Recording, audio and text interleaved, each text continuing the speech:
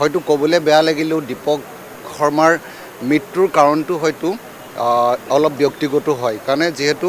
মই ভাবোঁ দেই আজি শুনিবলৈ বেয়া পালেও কৈছোঁ যে হয়তো খুব বেছিকৈ মাদক দ্ৰব্য সেৱন কৰাৰ ফলতো আজি সেইটো অসুখটো হৈছিল আৰু তেওঁ দিনৰ পৰাও খাবলৈ বা সেৱন কৰাৰ আমি খবৰ পাইছিলোঁ আমি বহুত কৈছিলোঁ কিন্তু তথাপিতো নকৰিলে গতিকে মোৰ এটা আহ্বান আমি নিজক ইমান অত্যাচাৰ কৰিব নালাগে সকলো আছে আমাৰ এতিয়া হক নহওক আমাৰ এমুঠি খাবলৈ পইচাও হৈছে এটা ঘৰ হৈছে আমাৰ এটা নাম যশ হৈছে কিন্তু আমাৰ এতিয়া একো নাইকিয়া হৈছে সেইটো হৈছে স্বাস্থ্য মই সকলোকে আহ্বান জনাম সকলো শিল্পীক মই নিজেও ভাবোঁ এইখিনি অকণমান সচেতন হ'ম তো গতিকে অকণমান যাতে সকলোবোৰ থকাৰ পিছত যেতিয়া স্বাস্থ্যটো নাথাকে তেতিয়া জীৱনত একোৱেই নাথাকে গতিকে স্বাস্থ্যই মূল সম্পদ দীপকৰ ডাঙৰ গুণটো আছিল তেওঁ মানে যেতিয়া শিকায় তেওঁ কিন্তু কোনো ধৰণৰ আৰ্থিক অনুদান বা তেওঁ শিষ্যৰ পৰা তেওঁ পইচা নলৈছিল সেইটো আটাইতকৈ ডাঙৰ কথা আজিকালিতো আমি সকলো বস্তুৱে পইচাৰ কেন্দ্ৰিক হৈ যাওঁ আমি চাউথ আফ্ৰিকা গৈছিলোঁ চেচিলছ গৈছিলোঁ তোমাৰ মৰিচাছ গৈছিলোঁ ৰিউনিয়ন আইলেণ্ড গৈছিলোঁ তো গতিকে আমি একেলগে বহুত কম্প'জ কৰিছোঁ ইণ্টাৰ ইউনিভাৰ্চিটিও বহুত তেওঁ ৰবীন্দ্ৰ ভাৰতী ইউনিভাৰ্চিটিত তেওঁ অধ্যয়ন কৰিছিল আৰু আমি গুৱাহাটী ইউনিভাৰ্চিটিৰ পৰা আমি টীম লৈ গৈছিলোঁ তেতিয়াও আমি একেখিনি সময়তে কটাইছিলোঁ বহুতখিনি কিন্তু আজি অসমে মানে হেৰুৱাইছে যিটো একজন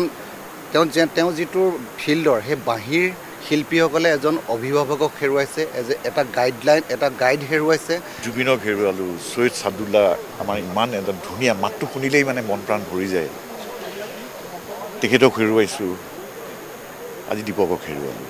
2025টো মানে অসমবাসীৰ কাৰণে খুবেই বেয়া যে আমাৰ মৰমৰ শিল্পী এজনৰ পিছত ইজনকৈ গৈ আছে আৰু গায়ত্ৰী জুবিন দীপক একেবাৰে নাযাবলগীয়া সময়ত গৈছে আচলতে সেইটোৱে সকলোতকৈ দুখ লগা কথা বহুত আধৰুৱা কাম কৰিবলৈ থাকি গ'ল গতিকে সেইখিনি কাম কৰি যোৱা হ'লে হয়তো আমি অসমীয়া জাতিটো অকণমান চহকী হ'ব পাৰিলোহেঁতেন চাগে এইবিলাক কথাই আজি আচলতে মনত দুখ দিছে আৰু দীপকৰ লগত সম্পৰ্ক মানে বহুত পুৰণি আচলতে মোৰ দীপক যেতিয়া কমাৰ্চ কলেজত পঢ়ি আছিলে তেতিয়া মই এটা সময়ত আচলতে গীটাৰ বজাইছিলোঁ মই যুৱবাণীত দীপক মই আমি একেলগে এটা গ্ৰুপ আছিলে আমাৰ আমি মঙলবাৰে গুৱাহাটী ৰেডিঅ'ত যুৱবাণীৰ অনুষ্ঠানত আমি ৰাতিপুৱা 10টা বজাৰ পৰা 5টা বজালৈকে থাকোঁ আৰু যিসকল গায়ক গায়িকা আহে যুৱবাণীৰ তেওঁলোকৰ লগত আমি বাদ্যযন্ত্ৰ সংগত কৰোঁ গতিকে সেই তেতিয়াৰ দিনৰ পৰা দীপকৰ লগত চিনাকি বহু বছৰ হ'ল এইটো 85 মানে আজি প্ৰায় 40 বছৰৰ সম্পৰ্ক আচলতে দীপকৰ লগত এটা অপূৰণীয় ক্ষতি আৰু দীপক শৰ্মা আমাৰ মাজত কায়িকভাৱে নাথাকিব কিন্তু তেখেতৰ সৃষ্টি তেখেতৰ সুৰ এই সকলো প্ৰত্যেকজন অসমৰ মানুহৰ হৃদয়ত সদায় জীপাল হৈ থাকিব আৰু তাকেই আমি হৃদয়ত স্থাপন কৰিয়েই আমি জাতীয় জীৱনক শক্তিশালীভাৱে আগুৱাই নিয়াৰ প্ৰয়াস আমি অব্যাহত ৰাখিব লাগিব সেই বছৰটো যেন কিবা আমাৰ কাৰণে খুব বেয়া বছৰ আৰু বেয়া খবৰ নালাগে আৰু সেইটোকে প্ৰাৰ্থনা কৰিছোঁ উঠি অহা যুৱক যুৱতীসকলে লোককৃষ্টি বা লোকবাদ্যৰ প্ৰতি আগ্ৰহী হ'ব নোখোজে আৰু সেই লোককৃষ্টি বা লোকবাদ্য বাঁহী বাদক হিচাপে সুখ্যাতি অৰ্জন কৰা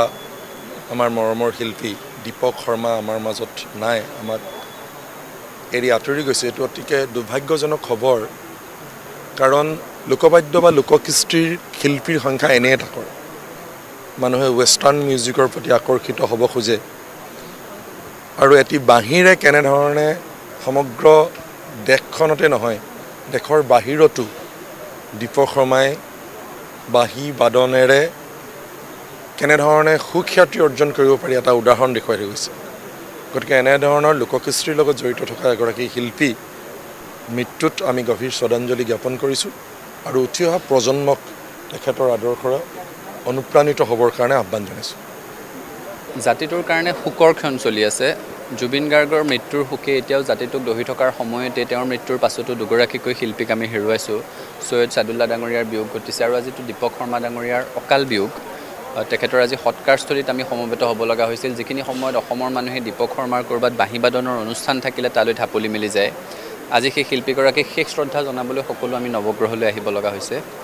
গতিকে এই শোকৰ ক্ষণত শিল্পীগৰাকীৰ বিদেহাত্মাৰ চিৰশান্তি কামনা কৰিছোঁ, শোকসন্তপ্ত পৰিয়ালবৰ্গলৈ গভীৰ সমবেদনা যাচিছোঁ আৰু আশা কৰিছোঁ তেখেতৰ শিষ্যসকলে, তেখেতৰ অনুগতসকলে তেখেতৰ যিটো সাংগীতিক ধাৰা, সেই ধাৰাটোক অব্যাহত ৰাখিব। কায়িকভাৱে তেওঁ আমাৰ মাজত হেৰাই গ'লেও তেওঁ সংগীতৰ যাত্ৰাটো কঢ়িয়াই লৈ যাব। আৰু চৰকাৰকো আহ্বান জনাইছোঁ, এনে শিল্পীসমূহ ক্ষণজন্মা, এজনৰ মৃত্যুৰ পাছত আৰু সেই স্থান পূৰ নহয়, অপূৰণীয় ক্ষতি। গতিকে তেখেতৰ অবৰ্তমানত তেখেতৰ স্মৃতি কি ধৰণেৰে যুগমীয়া কৰিব পাৰি, চৰকাৰে সেই চিন্তন লৈ পদক্ষেপ গ্ৰহণ কৰিবৰ কাৰণে চৰকাৰকো আহ্বান জনাইছোঁ।